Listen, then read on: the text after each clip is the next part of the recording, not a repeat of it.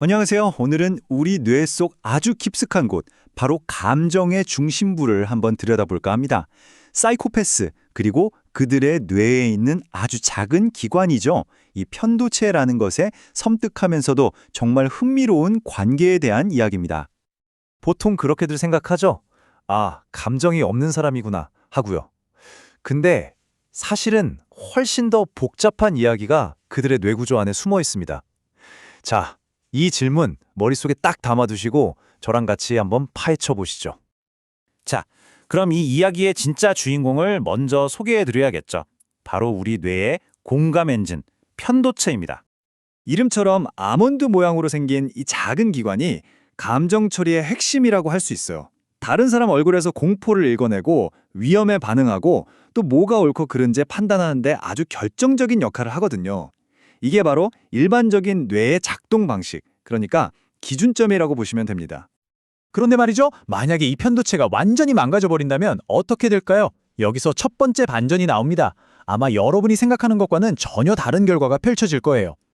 정말 놀랍게도요, 이 사람들은 모든 사람을 그냥 우리 편으로 받아들여요.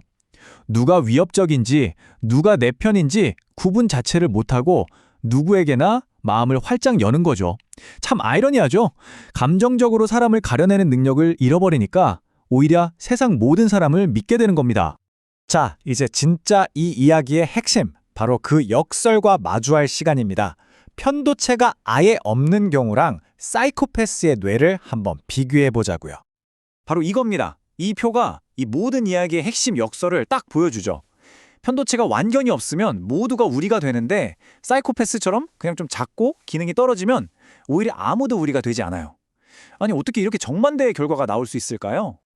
이 이상한 역설을 풀려면요, 이제부턴 편도체의 물리적인 크기만 볼 게 아니라 이게 어떻게 기능적으로 연결되어 있는지 그 문제로 초점을 옮겨야 합니다.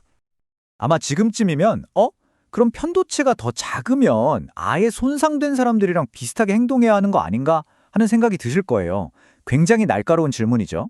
이제 그 해답을 한번 찾아가 보겠습니다. 과학적인 데이터를 보면 실제로 차이가 있긴 합니다. 2009년에 한 연구를 보니까 사이코패스의 편도체가 평균보다 무려 18%나 더 작다는 걸 발견했어요. 근데요, 이게 이야기의 전부는 아닙니다. 핵심은 바로 이거예요. 부품이 그냥 작아지거나 없어진 게 아니라 회로 자체가 고장나 버린 겁니다. 그러니까 편도체가 그냥 꺼져 있는 게 아니라 오히려 계속해서 잘못된 신호를 보내면서 오작동하고 있는 상태인 거죠. 자, 건강한 뇌는 이렇게 작동해요. 편도체가 다른 사람의 얼굴에 나타난 두려움 같은 감정 신호를 딱 감지하잖아요. 그러면 이걸 이성적인 판단을 담당하는 전두엽 피질로 신호를 보냅니다.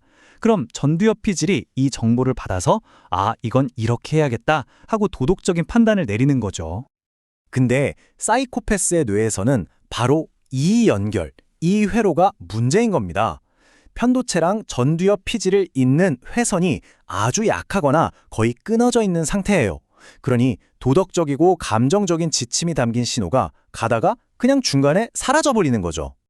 이 망가진 신경회로가 어떤 결과를 낳는지는 이 한 문장으로 정말 섬뜩하게 요약할 수 있습니다. 머리로는 상대방이 아프다는 걸 알아요. 근데 마음에선 전혀 와닿지가 않는 거죠. 그냥 신경을 안 쓰는 겁니다.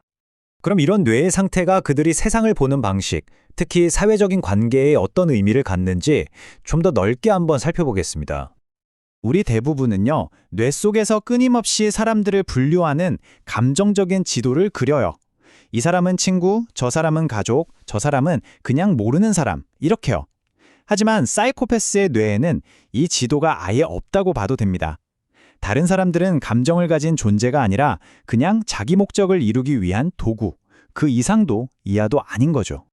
이건 그들이 사회적인 유대를 맺기 싫어서 거부하는 그런 선택의 문제가 아닙니다. 근본적으로 그들의 뇌 자체가 우리라는 소속감, 그 느낌을 만들어내지 못하는 거예요. 일종의 신경학적 무능력에 가까운 거죠. 결국 이 편도체라는 건 정말 작지만 어떻게 보면 우리의 인간성을 정의하는 가장 강력한 엔진 중 하나라고 할 수 있겠네요. 참 신기하죠? 이 작은 뇌기관 하나가 완전히 사라지면 모두를 껴안게 되고 조금 잘못 작동하면 모두를 이용하게 된다니 말입니다.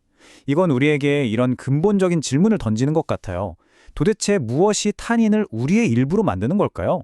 그리고 만약 그 우리가 아무도 없다면 세상은 대체 어떤 모습이 될까요?